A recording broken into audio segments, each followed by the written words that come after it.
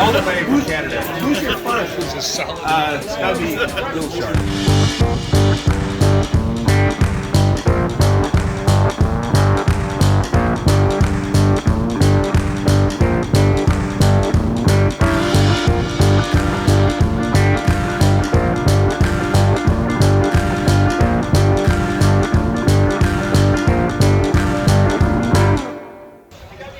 I wanted to give away one of these cine lifters, and I was looking around trying to figure out who would we give this to, who's capable of flying something like this. More importantly, who has the money to replace the camera that they put on this?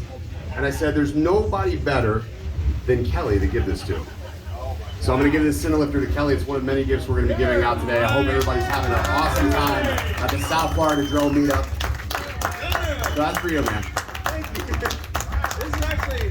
This is my first cine lifter. Don't know it was my first kiss, so I think that's appropriate. It happened last night. I think Beauchark got it on camera.